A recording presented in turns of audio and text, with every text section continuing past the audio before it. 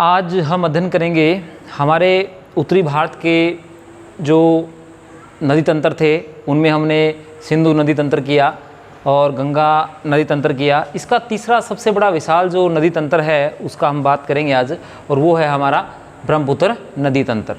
इसमें ब्रह्मपुत्र नदी और ब्रह्मपुत्र नदी के साथ इसकी जो सहायक नदियां हैं उनका भी हम अध्ययन करेंगे। तो ब्रह्मपुत्र जो नदी है इसको अलग अलग स्थानों में अलग अलग नाम से जाना जाता है। तो ये ब्रह्मपुत्र नदी का जो उद्गम स्थल है वो कहाँ है? मानसरोवर जो हमारी लेक है उसके ऊपर एक स्थान है, क्या नाम उसका? मानसरोवर लेक के पास एक स्थान है भाई, उसको कहते हैं चामयुंगडुंग। ये ग्लेशियर है। इस ग्लेशियर से हमारी ब्रह्मपुत्र नदी निकलती है और 1100 किलोमीटर बहने के बाद 1100 किलोमीटर ये पर्वतों के क्षेत्र में बहती है। जैसे ही ये 1100 किलोमीटर पर्वतीय क्षेत्र से उतर के मैदानी क्षेत्र में जैसे ही प्रवेश करती है, यहाँ पर ये हिमालय के समांतर बहती है। तो यहाँ पर इसको सांगपो कहा जाता है, तिब्बत के अंदर सांगपो। और सांगपो से अभिप्राय जो तिब्बत के जो लोग हैं इनकी लैंग्वेज में सांगपो से अभिप्राय प्योरीफाई यानी शोधक, एक शोधक का कार्य करती है ये। अब दुनिया की सबसे ज़्यादा मटेरियल ढोने वाली नदी है ये, लेकिन इसको शोधक कहा जाता है, प्योरीफाई कहा जाता है। क्यों? क्योंकि ये यहाँ जिन ग्लेशियरों से निकलती है और जिन पर्वतीय क्षेत्रों से बहती है वो क्या है, सपाट क्षेत्र है और वो वहाँ पर उसके अंदर जलोढ़ नहीं होता है, उसका प्योर वाटर होता है। इसीलिए चीन के लोग इसको क्या कहते हैं? प्योरीफाई रिवर कहते हैं। ये निकलने के बाद सांगपो से पहले यहाँ से निकल के 1100 किलोमीटर बहती है पर्वतीय क्षेत्रों में, 1200 किलोमीटर बहती है ये तिब्बत के समांतर, हिमालय के समांतर बहती है तिब्बत के अंदर। और यहाँ पर नामचा बरुआ जो स्थान है वहाँ से एक हेयर पिन बैंड होता है। जैसे ये रिवर यहाँ से निकल के आई है और ऐसे मोड़ लेती है एक नीचे, तो ये हेयर पिन बैंड बनाती हुई 7755 मीटर की ऊंचाई से इतने ऊंचे क्षेत्र से एंट्री करती है इंडिया की तरफ और एक गहरे गोर्ज का निर्माण करती है। क्योंकि ये एक पूर्ववर्ती नदी है, ये जब बह रही थी तब हिमालय का उत्थान शुरू हुआ और इसने धीरे धीरे क्या किया, हिमालय को काट दिया और उसके अंदर एक गहरा गोर्ज का निर्माण हुआ। अब आप सोच सकते हो 7555 मीटर की ऊंचाई से कोई नदी नीचे की तरफ आएगी तो उसकी स्पीड क्या हो जाएगी? ज़्यादा हो जाएगी। ठीक है, यहाँ तक इसमें कोई जलोढ़ नहीं है, ये प्योरीफाई है। लेकिन जैसे ही ये किस में प्रवेश करती है? इंडिया में प्रवेश करती है। तो इंडिया में प्रवेश करने के बाद इसमें बहुत सारी बड़ी बड़ी नदियाँ आकर मिलती है। इसीलिए भारत का सबसे विशाल नदी तंत्रों में से इसको कहा जाता है। इसकी जो टोटल लेंथ है, इसकी टोटल लेंथ कितनी है भाई? 2580 किलोमीटर है। ठीक है, हमारी ब्रह्मपुत्र नदी की टोटल लेंथ की अगर बात करेंगे तो कितनी है? 2580 किलोमीटर है। और ये जो रिवर है इंडिया के अंदर कितनी बहती है? क्योंकि मोस्टली इसका जो पार्ट है कहाँ बहता है भाई? इंडिया से बाहर ही बह रहा होता है। इंडिया में कितनी है? इंडिया के अंदर इसका जो है 1314 किलोमीटर बहती है। ये 1346 किलोमीटर बहती है भाई। भारत के अंदर ये नदी कितनी? 1346 किलोमीटर बहती है यहाँ से यहाँ तक। जब ये अरुणाचल प्रदेश में प्रवेश करती है तो इसको क्या कहा जाता है? दिहांग कहा जाता है। इसको किस नाम से जानते हैं? दिहांग नाम से जानते हैं। तो यहाँ की जो अरुणाचल प्रदेश की जो लैंग्वेज है उसमें इसको दिहांग कहा जाता है। उससे पहले किसको क्या कहते हैं? सांगपो रिवर इसको कहा जाता है। ठीक है ना। इंडिया में प्रवेश करने के बाद अरुणाचल प्रदेश क्या कहते हैं? इसको दिहांग कहते हैं। और जैसे ही ये प्रवेश करती है किसके अंदर? असम के अंदर, तो असम में इसको क्या नाम दे दिया जाता है? ब्रह्मपुत्र कहा जाता है। ठीक है, क्योंकि हमने जो पीछे जो नदियां देखी थी सारी नदियों के नाम किसके ऊपर थे? जो हिंदू ग्रंथों के संस्कृति के आधार पर बांटा गया था, नाम दिए गए हैं, उसी प्रकार इसका नाम भी क्या गया है? ब्रह्मपुत्र रिवर दिया गया है। ब्रह्मपुत्र किसको कहा जाता है वैसे? भागीरथ ब्रह्मपुत्र ये हमारे पुराणों के अनुसार नाम दिए गए इसके, तो इसको ब्रह्मपुत्र कहा जाता है। जैसे ही ये नदी इंडिया के असम में प्रवेश करेगी, इसमें बड़ी बड़ी नदियाँ आकर मिलेगी और इसका जो जल लोड है, एक तो इसकी स्पीड ज़्यादा है क्योंकि ये 7,555 मीटर की ऊंचाई से नीचे आई, और दूसरा साथ में क्या था, इसकी जो बड़ी बड़ी नदियाँ हैं वो इसके अंदर आकर के मिलती है दाएं और बाएं तट के ऊपर। जैसे ही वो यहाँ मिलती है तो उसमें क्या हो जाता है, अभी जल लोड की मात्रा बढ़ जाती है। अब बड़ी नदियाँ आती है तो इसका जो साइज़ है वो क्या होता है, इंक्रीज, लार्ज हो जाता है, ये चौड़ी हो जाती है और बड़ी तेज़ी से बहती है। उसके पीछे यहाँ पर जो बड़ी नदियाँ हैं इनके अंदर जल की मात्रा ज़्यादा होती है। यहाँ जल की मात्रा ज़्यादा क्यों है, क्योंकि यहाँ पर सबसे ज़्यादा वर्षा होती है, ये सबसे ज़्यादा वर्षा वाला क्षेत्र है। तो सबसे ज़्यादा वर्षा जहाँ होती है तो नदियों में जल भी सबसे ज़्यादा होगा। जैसे ही जल ज़्यादा होता है वो नदी में आकर मिलती है तो नदी का वेग बढ़ता है और साथ में जल लोड भी उसके अंदर मिक्स हो जाता है। और जैसे ही ये नदी असम का एक स्थान है भाई, असम के अंदर ये नदी कितना 700, असम में इस नदी का लेंथ कितनी है भाई, 725 किलोमीटर बहती है ये। असम के अंदर हमारी ब्रह्मपुत्र नदी की बात कर रहे हैं अभी, इसका नाम क्या हो गया है, ब्रह्मपुत्र। तो ब्रह्मपुत्र में कितनी 725 किलोमीटर की लंबाई ये तय करती है। और यहाँ पर इसके अंदर एक स्थान है भाई जिसका नाम है, नाम रखा था उस स्थान का नाम था भाई, ये पासी घाट है। यहाँ पर एक पासी घाट है, पासी घाट। पासी घाट के ऊपर एक दिबांग, एक लोहित, ये दो नदियाँ इसके दाएं तट पर, और ऊपर से एक नदी आती है सुबनसिरी, वो इसके बाएं तट पर आकर मिलती है। जहाँ पासी घाट है उसी के अंदर क्या है, माजुली द्वीप है। इस नदी के अंदर विश्व के सबसे बड़ा नदी द्वीप पाया जाता है। और इसमें नदी द्वीपों की संख्या की बात करें तो विश्व में सबसे ज़्यादा नदी द्वीप भी इसी नदी के अंदर पाए जाते हैं। ठीक है, तो विश्व का सबसे बड़ा नदी जो द्वीप है वो क्या है, माजुली है। ठीक है, वो कहाँ, किस घाट के ऊपर पाया जाता है। अब सबको पता है कि ब्रह्मपुत्र नदी विश्व का सबसे बड़ा द्वीप बनाती है, लेकिन किस घाट पे बनाती है, वो पासी घाट के पास बनाती है। ठीक है, और एक सादिया नामक स्थान है जहाँ से ये प्रवेश करती है। क्वेश्चन ये भी पूछा गया था कि ये किस स्थान पर भारत के अंदर प्रवेश करती है, तो स्थान का नाम क्या है, सादिया। एक स्थान है सादिया, वहाँ से ये प्रवेश करती है। ठीक है, और पर्वत कौन सा है, वो कौन से दर्रे से प्रवेश करती है, नामचा बरुआ। नामचा बरुआ पर्वत श्रेणी है, उसके बीच में गैप है, उस गैप से ये प्रवेश करती है। तो छोटे छोटे क्वेश्चन है लेकिन ये पूछे जाते हैं कि किस प्रवेश से, कि कहाँ से, यांगपो नहीं, ये नामचा बरुआ के स्थान पर सादिया नामक स्थान है जो इंडिया के अंदर है, उसके अंदर ये प्रवेश करती है। नामचा बरुआ एक पर्वत श्रेणी है, ठीक है, जहाँ से एक रास्ता है, नदी जिसमें एंट्री करती है, और वहाँ पर 7,700 मीटर की ऊंचाई है उसकी। जैसे ही नीचे आती है वो सादिया नामक स्थान है जहाँ पर प्रवेश करती है। ठीक है, और भारत में जैसे ये प्रवेश करती है तो गहरे गोर्ज का निर्माण करती है, और विश्व के सबसे बड़े नदी तंत्रों में से ये एक नदी है। इसका टोटल कितना भाई, 5.8 लाख वर्ग किलोमीटर इसका टोटल क्षेत्र है। विश्व का सबसे ज़्यादा मेटेड होने वाली नदी भी यही है। विश्व के अंदर ये अपना स्थान बदलने में माहिर है, क्योंकि जिस नदी में जल लोड की मात्रा ज़्यादा होगी वो उसको डिपॉजिट करेगी, डिपॉजिट करते ही क्या होगा, वो रास्ता बदल लेगी। जैसे ही वो रास्ता बदलेगी तो आसपास के क्षेत्रों में क्या होगी, बाढ़ आएगी। बाढ़ आने का कारण क्या है, क्योंकि जैसे ही नदियों में, इस क्षेत्र में वर्षा ज़्यादा होगी तो सारी नदियों का जो वाटर है वो किस में आगे मिलता है, ब्रह्मपुत्र में आगे मिलता है। क्योंकि ब्रह्मपुत्र यहाँ है कि ये जो हम देख रहे हैं, तो ब्रह्मपुत्र के बीच में, असम के बीच में क्या है, ये कि ये नीचा क्षेत्र है, घाटी है ब्रह्मपुत्र की, नीचा क्षेत्र, सारी नदियाँ क्या करती है, उसके अंदर आकर मिलना शुरू हो जाती है। ठीक है, तो इसकी जो पहली जो नदी है, इसकी सबसे पहली जो नदी है वो है हमारी भाई संकोश नदी आती है भाई। पहली नदी जो इसमें मिलती है संकोश नदी है। आपने अब तक पढ़ा है संकोश के बारे में, पढ़ा कुछ संकोश के बारे में। संकोश जो नदी है ये भाई निकलती है पूर्वी, हमारा जो तिब्बत का स्थान है वहाँ से निकलती है। ये तिब्बत है, तिब्बत के पूर्वी स्थान से निकलती है। तो तिब्बत का पूर्वी जो स्थान है यहाँ पर, यहाँ से संकोश नदी निकलती है और कहाँ मिलती है भाई, ब्रह्मपुत्र के अंदर आकर मिल जाती है, ठीक है ना।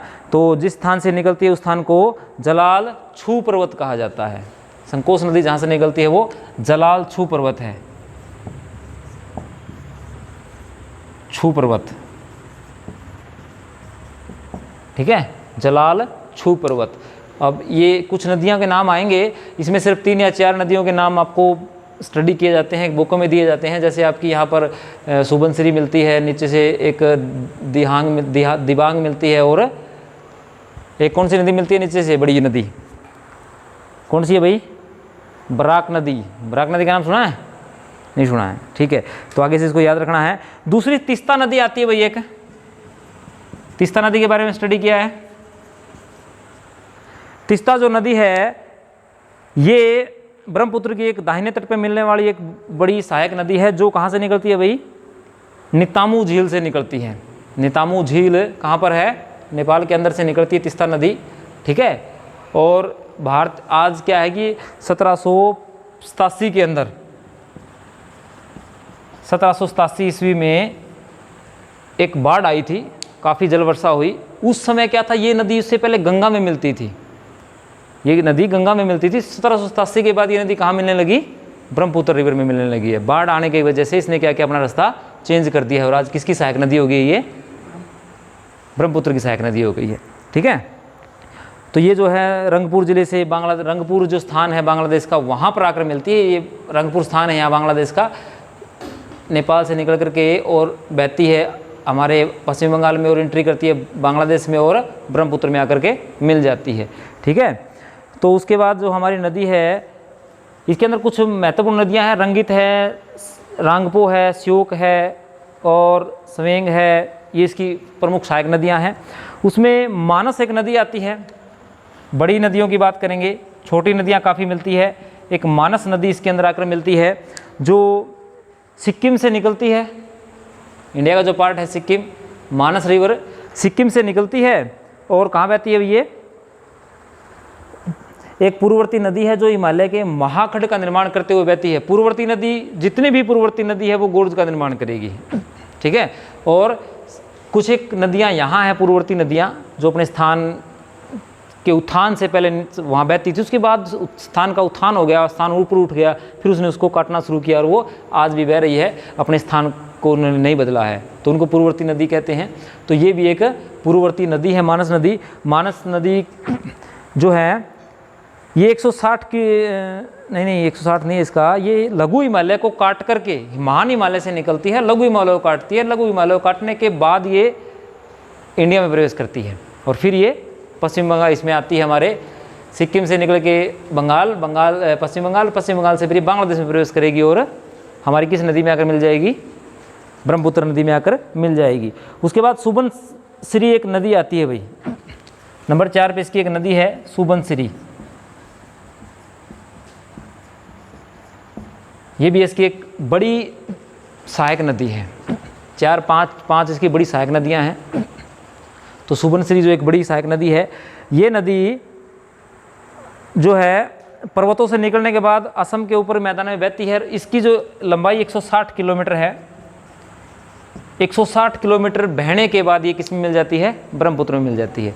ब्रह्मपुत्र नदी तंत्र है, ब्रह्मपुत्र एक नदी है, उस नदी के अंदर मिलने वाली सहायक नदियाँ हैं, उसको उसका तंत्र कहा जाता है। उनका टोटल कितना, टोटल अगर बात करेंगे कितना, 5,80,000 ये 5,80,000 वर्ग किलोमीटर क्षेत्र इसका टोटल एरिया आता है, ठीक है। बाकी नदियों का एरिया ज़्यादा है, बाकी नदियों जो थी इनका एरिया ज़्यादा आया, लेकिन जलोढ़ की मात्रा क्या थी, कम थी। इसके अंदर क्या है, वाटर सबसे ज़्यादा पाया जाता है।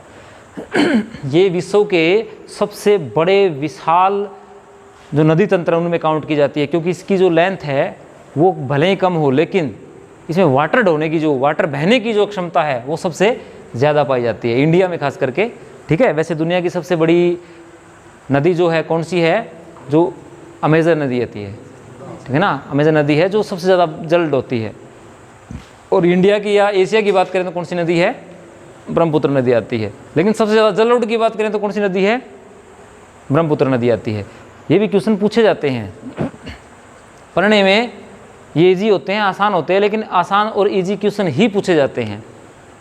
जो आप जिस पे आप टेक्निकल जो वर्ड होते हैं उन पे जोर लगाते हैं ना, ये है, ये है, ये है, उन चीज़ों के ऊपर वो ध्यान नहीं देते। सबसे इजी जो पॉइंट है वही पूछे जाते हैं। कहाँ से प्रवेश किया, कितनी ऊंचाई थी, उस स्थान का नाम क्या है, कहाँ इसको ये कहाँ टर्न लेती है, इसकी लेंथ कितनी है। अब ये तो हमें पता है इसकी लेंथ 2580 किलोमीटर है, लेकिन इंडिया में कितना बहती है, 1346 किलोमीटर बहती है। असम में कितना बहती है, आज कल एक पेपर हुआ था भाई, उसमें भी उत्तरी भारत के क्वेश्चन पूछे गए थे।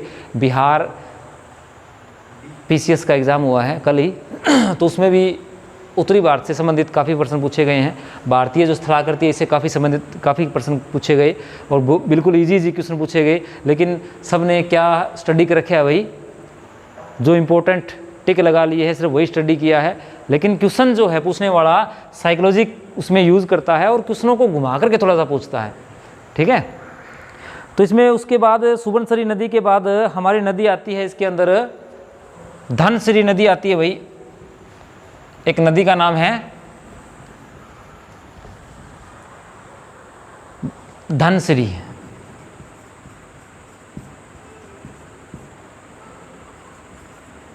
धनसिरी रिवर जो है यह ब्रह्मपुत्र की एक बड़ी सहायक नदियों में से एक है भाई, और इसमें ये नागालैंड के लेसांग पर्वत चोटी से निकलती है।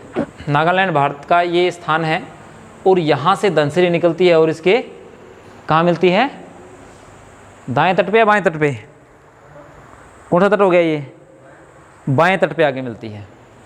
ये दायां तट है इसका, ऊपर वाला, नीचे वाला बायां तट है। नदियों के दाएं तट पे मिलने वाली नदियाँ, नदी के बाएं तट पे मिलने वाली नदियाँ, ये भी क्वेश्चन पूछे जाते हैं। अगर इस तरीके से याद करेंगे इसके दाएं तट पे कौन सी नदियाँ मिल रही है, फिर बाएं तट पे कौन सी नदियाँ मिल रही है, तो क्वेश्चन ईजी हो जाएगा और याद भी रहेगा। अगर हम पहले नदी ऊपर की, फिर नीचे की, फिर ऊपर की, फिर नीचे की, इस प्रकार से स्टडी करते हैं तो उसमें पजल हो जाते हैं कि दाएं तट पे कौन सी थी और बाएं तट पे कौन सी थी। जब भी कोई नदी का हम सिस्टम याद करें, या तो पर्वतों से मिलने वाली नदियाँ, या फिर मैदान से मिलने वाली नदियाँ, या उसके पूर्व में मिलने वाली नदियाँ, या उसके पश्चिम में मिलने वाली नदियाँ, या उसकी पहली मिलने वाली नदी, या उसके सबसे अंतिम में मिलने वाली नदी, इस प्रकार से क्वेश्चन पूछे जाते हैं, ठीक है ना। स्टडी करने का भी एक अपना तरीका होता है, सब अपने अपने तरीके से स्टडी करते हैं, लेकिन फैक्चुअल अगर बात करें तो किस प्रकार स्टडी की जाए इसकी, तो इसके दाएं तट पे या फिर बाएं तट पे, या फिर इसके उत्तरी भाग में मिलने वाली नदियाँ, या फिर दक्षिणी भाग में मिलने वाली नदियाँ। तो ये धनसिरी जो है इसकी दक्षिणी भाग में मिलने वाली नदी है। उसके बाद एक बड़ी रिवर आती है बराक। बराक नदी के बारे में भी, यह नदी नागालैंड के माउंट जापो नाम के स्थान से निकलती है और एक कैंची मोड़ लेते हुए किसमें में आकर मिल जाती है, ये हमारी ब्रह्मपुत्र नदी में मिल जाती है। बराक वो नदी है जिसके अंदर दुनिया का सबसे ज़्यादा वर्षा वाला स्थान है। कौन सा, मानिसराम, ठीक है। वो किस नदी के घाटी में आता है, तो कौन सी नदी है, बराक नदी घाटी में आता है, ठीक है। अब तक ये पता था कि वो कौन सा स्थान है जहाँ पर सबसे ज़्यादा सर्वाधिक वर्षा होती है, वो मानिसराम है, लेकिन वो किस नदी घाटी में आता है, किस क्षेत्र में आता है, और कौन सी यहाँ पहाड़ी क्षेत्र है जहाँ पर वो स्थान अवस्थित है, गारो, खासी और जयंतिया। तो कहाँ पर है वो, गारो, खासी और जयंतियों के बीच का क्षेत्र है जहाँ पर सबसे ज़्यादा वर्षा होती है दुनिया की भाई। और ये नदी बांग्लादेश में, इसमें सुरमा नदी इसको कहा जाता है भाई। बराक नदी को बांग्लादेश में क्या कहते हैं, इसको, इसी नदी को सुरमा रिवर कहते हैं। अब सुरमा नदी का नाम आता है तो सुरमा जो नदी है बांग्लादेश के अंदर सबसे उपजाऊ जो क्षेत्र है वो सुरमा नदी घाटी में पाए जाते हैं, बांग्लादेश की भी, ठीक है। तो सुरमा नदी ये क्या है, बांग्लादेश की काफ़ी अच्छी नदी है। नदी इंडिया की है, लेकिन हमारे यहाँ हवाओं पर, नदियों पर और समुद्र जो जल है उसके ऊपर किसी का हक नहीं है। ये नेचुरल है, ये अपनी मर्जी से बहते हैं। इनको रोकने की अगर कोशिश की जाए तो बाढ़ें आ जाती है ना। हाँ, हम इनका प्रयोग कर सकते हैं, छोटी मोटी नहरें निकाल के, डैम निकाल के जल स्टोर कर सकते हैं, लेकिन पूरी नदी को कभी नहीं रोक सकते हैं। एक बार 2016 के अंदर चाइना ने कोशिश की थी ब्रह्मपुत्र नदी के ऊपर डैम बनाने की, ठीक है। तो वहाँ के जो लोग थे तो उन लोगों ने बता दिया था कि कितना नुकसान चाइना को झेलना पड़ सकता है, क्योंकि ब्रह्मपुत्र नदी का जो जल है उसको कंट्रोल नहीं किया जा सकता है। सिर्फ 1 साल के अंदर वो पूरे तिब्बत को बर्बाद कर सकता है। और वहाँ पर इस जो ये हिमालय का जो क्षेत्र है ये भूकंपीय जोन है, विश्व के सबसे सक्रिय भूकंपीय जोनों में आता है ये हिमालय, क्योंकि हिमालय एक नवीन वलित पर्वत है, ये ऊपर उठ रहा है, इसका मतलब नीचे से क्या पार्ट इसका खोखला है। जैसे ही कहीं किसी क्षेत्र में भूकंप आएगा तो हिमालय के अंदर उसकी जो तीव्रता है वो महसूस की जाएगी। इसलिए जहाँ भी डैम बनाए जाते हैं ये देश सोच समझ के बनाए जाते हैं कि वहाँ पर भूमि को कोई नुकसान नहीं होना चाहिए। ये नहीं है कि मन किया वहीं डैम बना दिए। सरकार जो पॉलिसीज लेके आती है अब बोल देते हैं कि हमारे यहाँ डैम बना के, अब तो इससे अच्छा तो राजस्थान में बहुत बड़े डैम बना के हम कुछ भी कर सकते हैं, लेकिन राजस्थान का नीचे का जो क्षेत्र है वो उसको रोक नहीं सकता है, डैम के पानी को रोक नहीं सकता। उसका जो दबाव है वो भूमि को क्या कर देगा, दरारें आ जाएगी भूमि के अंदर, जैसे ही दरारें आएगी भूकंप आ जाएंगे तो नुकसान ही है। इसलिए ये सोच समझकर जियोलॉजिस्ट जो लोग हैं, भूगर्भ शास्त्रवेता जो है वो उसको पहले एनालिसिस करते हैं पूरे क्षेत्र को, पूरे फील्ड को वेरीफाई करते हैं, उसके बाद वहाँ पर डैम या ये चीज़ें तैयार की जाती है। ठीक है, उसके बाद यहाँ पर नदी आती है आपकी कालादाना नदी आती है नंबर 7 पे, इसकी बड़ी नदी है जो है कालादान, ये भी एक नदी है कालादान भाई। ठीक है, कालादान जो नदी है यह दक्षिणी मिजोरम के दक्षिणी हिस्से से निकल के आती है और बंगाल की खाड़ी में गिरती है। बंगाल की खाड़ी में गिरती है, लेकिन किसकी सहायक नदी है ये, ब्रह्मपुत्र की ही एक सहायक नदी है। आगे जाके जब ब्रह्मपुत्र नदी वितरकाओं में बन जाती है तो उन वितरकाओं में आकर के मिलने वाली नदी कौन सी है, कालादान नदी है। और ये निकलती कहाँ से है, मिजोरम से निकलती है। मिजोरम से निकलने वाली नदियाँ देखिए, मिजोरम बिल्कुल भारत का सबसे अंतिम जो स्टेट है वो भारत का कौन है, मिजोरम है।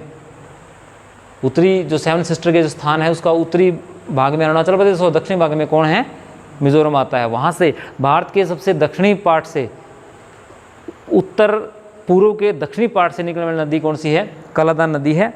और लास्ट जो नदी है भाई सूरमा जो नदी की बात करें तो यह मणिपुर के क्षेत्र से निकलती है और 1900 किलोमीटर बहने के बाद ये ब्रह्मपुत्र में मिलती है भाई। मणिपुर 8वीं जो नदी सूरमा जो नदी है ये किसी की बराक की सहायक नदी हो जाती है ना। ये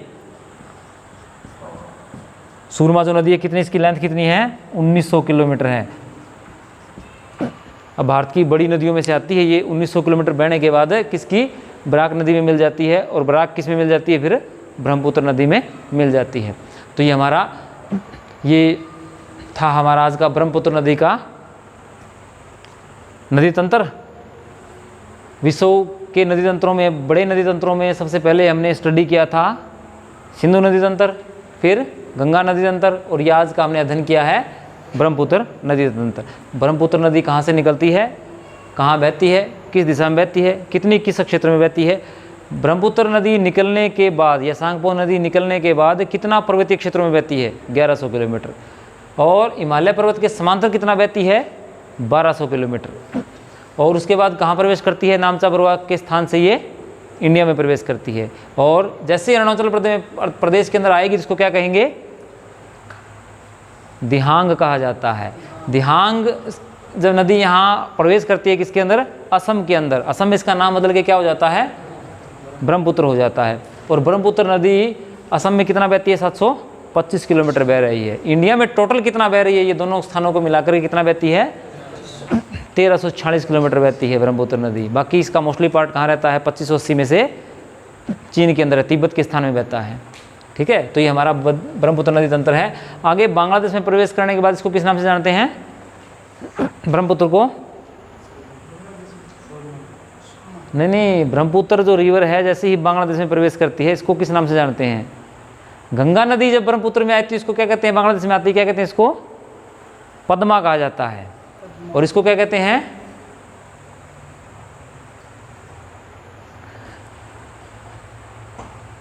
दोनों मिल जाती है। इसके बाद लास्ट में क्या बहती है, ये जमुना कहलाती है।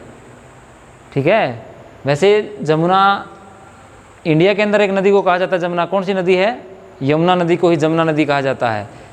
जो ब्रज प्रदेश है यहाँ पर यमुना को क्या कहते हैं, जमुना कहते हैं। लेकिन बांग्लादेश के अंदर ब्रह्मपुत्र और गंगा नदी के मिलन के स्थान से आगे का जो स्थान है उसको जमुना कहलाता है। ठीक है, तो ये हमारी क्या है आज की ब्रह्मपुत्र नदी का तंत्र था। इसकी सहायक नदियाँ हैं, किसकी लेंथ कितनी है, इसमें जल की मात्रा कितनी है, इसका प्रवाहित क्षेत्र कितना है, और इसकी मुख्य सहायक जो नदियाँ थी वो हमने इसका अध्ययन किया है। ठीक है।